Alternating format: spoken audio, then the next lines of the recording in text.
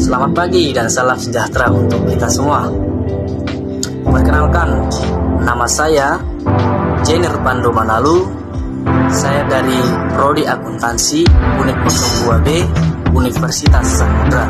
Nah, kali ini saya akan mencoba menjelaskan mengenai tentang rasio nilai pasar dan bagaimana jenis-jenis yang ada di dalam rasio nilai pasar dan menghitung bagaimana cara perhitungan jenis-jenis yang ada di dalam rasio nilai pasar ini.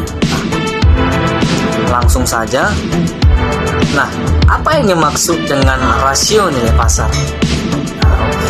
Rasio nilai pasar merupakan salah satu ukuran yang paling komprehensif yang digunakan dalam sebuah perusahaan untuk menilai hasil kerja sebuah perusahaan. Nah, karena rasio tersebut mencerminkan kombinasi pengaruh rasio risiko atau likuiditas dan solvabilitas dan rasio hasil pengembalian antara aktivitas dan profitabilitas. Rasio ini juga penting sekali dalam sebuah perusahaan. Mengapa? Nah, karena hubungannya dengan tujuan memaksimalkan nilai perusahaan dan kekayaan pada pemegang saham. Selain itu, rasio ini juga memberikan manajemen petunjuk akan apa yang dipikirkan oleh investor atas kinerja perusahaan di masa lalu serta prospek di masa yang akan datang. Kemudian,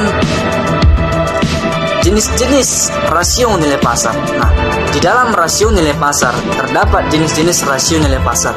Yang pertama yaitu earning per share, dan yang kedua ada price earning ratio atau PER, yang ketiga ada book value per share, dan yang keempat ada price book value atau PBF, dan yang kelima ada dividend yield, dan yang keenam ada dividend payout ratio. Nah, tetapi kali ini saya hanya menjelaskan dua jenis rasio saja, yaitu earning per share dan price earning ratio. Oke, langsung saja.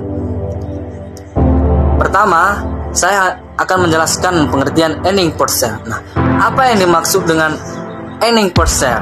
Nah, earning per share atau EPS adalah laba perusahaan yang dibagi per lembar saham. Nah, semakin meningkat nilai EPS dari tahun ke tahun, maka perusahaan tersebut semakin baik karena laba perusahaan meningkat. Nah, serta perusahaan dikatakan bertumbuh apabila perusahaan memiliki nilai EPS sebesar 500, maka saham tersebut menghasilkan laba sebesar 500 setiap lembar sahamnya. Nah, lalu bagaimana cara menghitung nilai EPS? Oke, langsung saja. Nah, dapat saya ilustrasikan kepada perusahaan Andala. Nah, perusahaan Andala memiliki laba bersih sebesar 15 miliar dan jumlah saham beredar sebesar 20 juta. Nah, hitunglah EPS perusahaan Andala. Oke. Nah, dapat kita ketahui bahwa nilai EPS sama dengan jumlah laba bersih dibagi dengan jumlah saham beredar. Maka 15 miliar laba bersih dibagi dengan jumlah saham beredar sebesar 20 juta. Hasilnya adalah 750. Nah, jadi EPS yang dimiliki perusahaan Andala adalah sebesar 750 per sahamnya. Artinya apa? Artinya perusahaan memiliki angka laba per saham sebesar 750 per saham yang siap dibagikan kepada investor. Dan yang kedua ada price earning ratio atau PER. Nah, apa yang dimaksud dengan price earning ratio atau PER? Oke.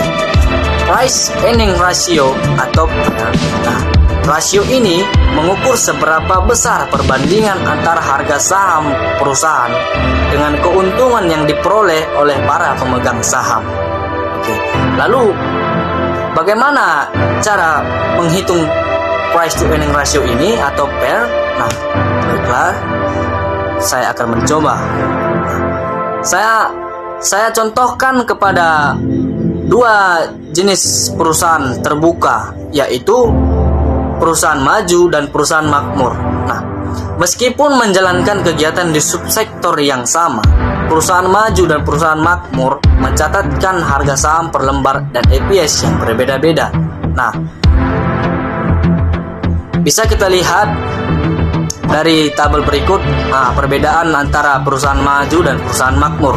Nah, harga saham closing price yang dimiliki oleh perusahaan maju yaitu sebesar 50.000 dan perusahaan makmur sebesar 2.200. Nah, dan laba per saham atau EPS atau selama 12 bulan perusahaan maju mendapatkan nilai EPS sebesar 4.000 dan perusahaan makmur mendapatkan nilai EPS sebesar Rp100. Langsung saja kita coba menyelesaikan. Sebagai informasi tadi, laba per saham atau earning per share atau EPS diperoleh dari hasil perhitungan dengan rumus. Earning per share atau nilai EPS sama dengan laba bersih dikurang dividen dibagi dengan jumlah saham beredar. Nah, dengan mengacu pada data di atas, nilai per perusahaan maju dan perusahaan makmur adalah sebagai berikut. Per perusahaan maju 50.000 dibagi dengan 4.000 sama dengan 12,5. Sedangkan per perusahaan makmur 2.200 dibagi dengan 100 hasilnya 22. Perhitungan price to earning ratio ini menunjukkan kalau per perusahaan maju lebih rendah dibandingkan per perusahaan makmur. Nah, lalu apa artinya? Baiklah.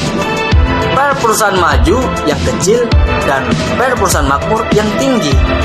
Lalu manakah saham yang layak sebagai pilihan investasi kita? Dapat kita tentukan oleh pilihan kita masing-masing. Nah, demikianlah persentase dari saya